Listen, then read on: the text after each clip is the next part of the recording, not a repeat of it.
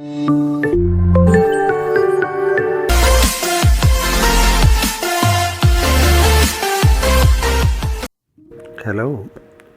Welcome to DSP. ഇന്നത്തെ chapter ഒന്ന് installation of Vicibox 9.3. ഈ വെർഷൻ എങ്ങനെയാണ് ഇൻസ്റ്റാൾ ചെയ്യുന്നത്? 9.3ൽ എന്തൊക്കെ പാച്ചസാണ്, മീൻസ് എന്തൊക്കെ അപ്ഡേഷൻസാണ് പുതിയതായിട്ട് Vicibox മീൻസ് Vicidial അപ്ഡേറ്റ് ചെയ്തേക്കുന്നുള്ളതുകൊണ്ട് നമുക്ക് ചെക്ക് ചെയ്ത് നോക്കാം. Vicibox എന്നറിയപ്പെടുന്ന Vicidial. ഇപ്പോൾ നമ്മൾ Vicibox ആണ് ഇൻസ്റ്റാൾ ചെയ്യുന്നത്. Vicibox എന്നാണ് അതിൻ്റെ അപ്പിയറൻസിൽ വരാറുള്ളത്.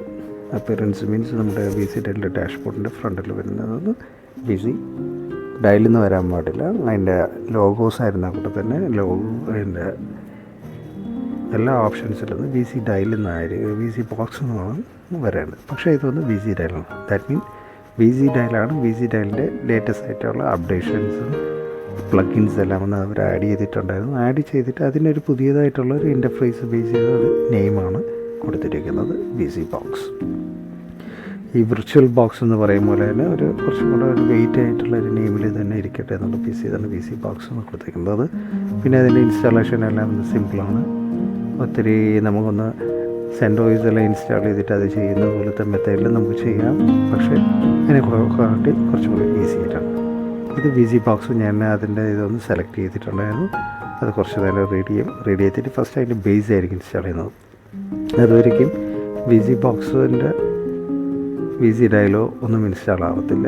ഫസ്റ്റ് അത് Vicibox ഒന്ന് നമ്മൾ കൊടുക്കുമ്പോൾ തന്നെ അതിൻ്റെ Viciboxൻ്റെ ബേസാണ്. ഇപ്പോൾ സെൻഡോയിസ് ഇടുമ്പോൾ തന്നെ സെൻഡോയിസിൻ്റെ പകരം Vicibox എന്ന് പറഞ്ഞ് ലൈറ്റ് വെയിറ്റ് ആയിട്ടുള്ള ഓപ്പൺ സൂസി ആയിരിക്കും ഇൻസ്റ്റാൾ ആവുന്നത്.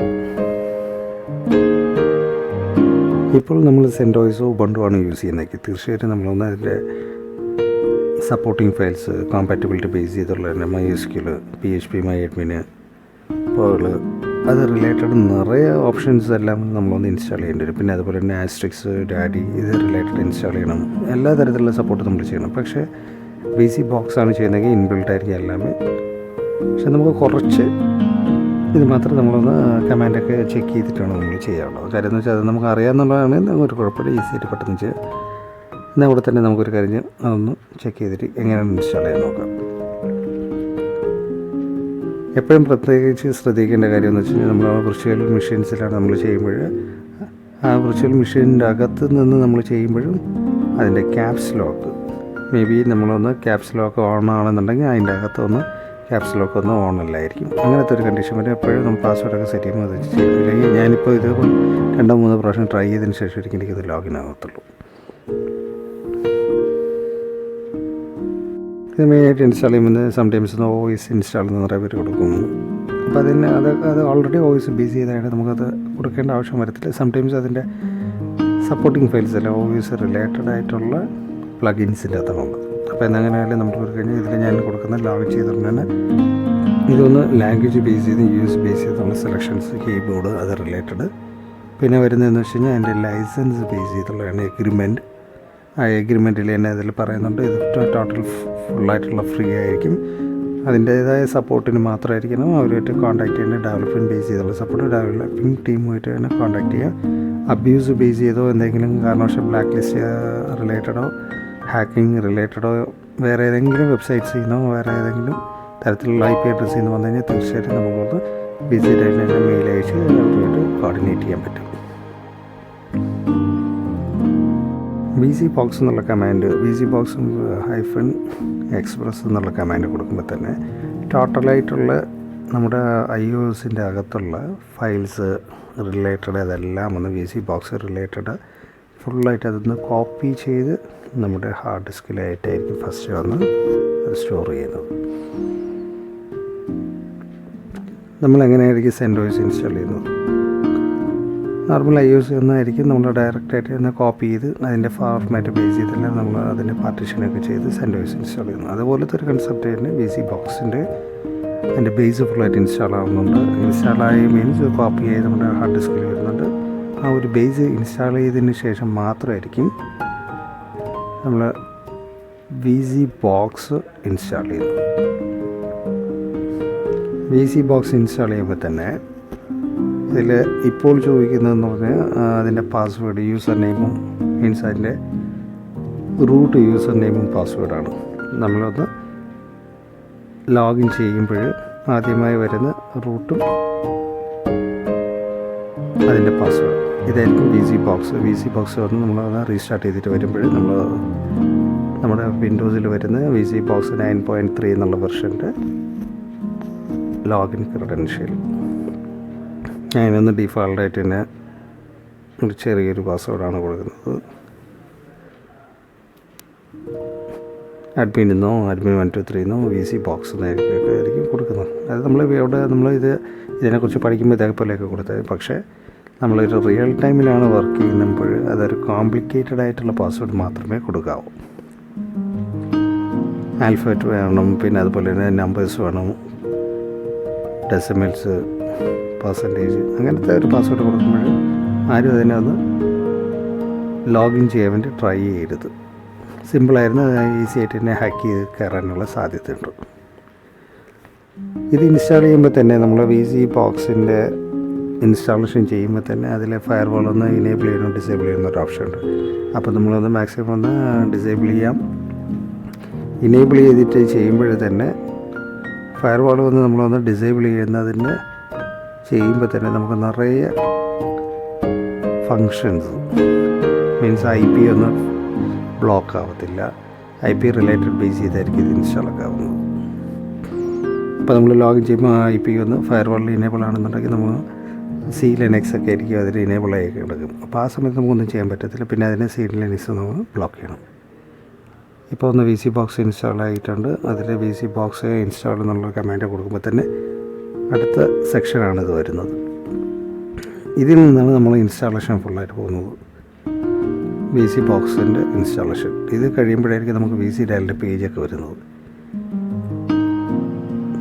ഇതിൽ ഫസ്റ്റായിട്ട് ചോദിക്കുന്നതെന്ന് വെച്ച് കഴിഞ്ഞാൽ ഈ ഒരു IP ആണോ ഇതിന് വേണ്ടി യൂസ് ചെയ്യാൻ പോകുന്നത്, അതോ വേറെ ഏതെങ്കിലും IP. ഡിഫോൾട്ട് IP ആണെന്നുണ്ടെങ്കിൽ 10 എന്നുള്ളതിൽ പോകും.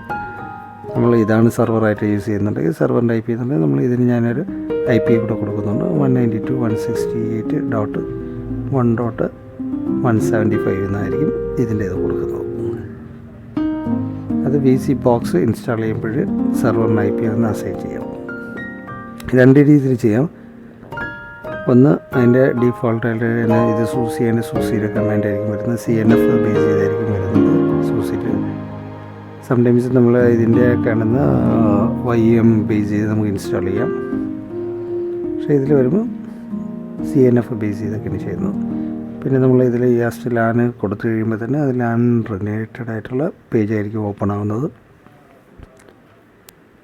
ഇതിലൊക്കെ വരുമ്പോൾ സെൻറ്റോയ്സിനും ഇതിലെല്ലാം വരുമ്പോൾ നമുക്ക് സെറ്റപ്പ് അല്ലെങ്കിൽ ഫ്രീ BBXലൊക്കെ വരുമ്പോൾ ജസ്റ്റ് സെറ്റപ്പ് എന്നുള്ള ടൈപ്പ് ചെയ്യുമ്പോൾ തന്നെ അതിൻ്റെ നെറ്റ്വർക്കിംഗ് സെക്ഷൻ്റെ ഗ്രാഫിക്കൽ മോഡിൽ വരും. അതിൽ നിന്ന് നമുക്ക് നെറ്റ്വർക്ക് IP എല്ലാം അസൈൻ ചെയ്യാം. അങ്ങനത്തെ രീതിയിലൊക്കെ ഉണ്ട്. സെൻറ്റോയ്സ് ചെയ്യുമ്പോൾ തന്നെ നമ്മൾ ETC പോയി അതിൻ്റെ ബാക്ക് എൻഡിൽ നെറ്റ്വർക്കിൻ്റെ സ്ക്രിപ്റ്റിൽ പോയി തന്നെ നമുക്ക് ആഡ് ചെയ്യാം.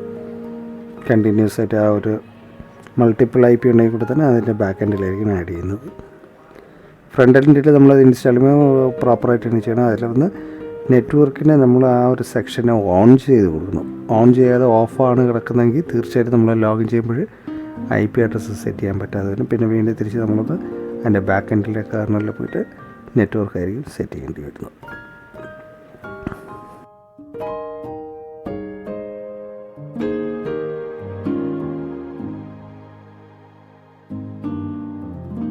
അങ്ങനെ Vicibox ഫുള്ളായിട്ട് ഇൻസ്റ്റാൾ ചെയ്തിട്ടുണ്ടായിരുന്നു.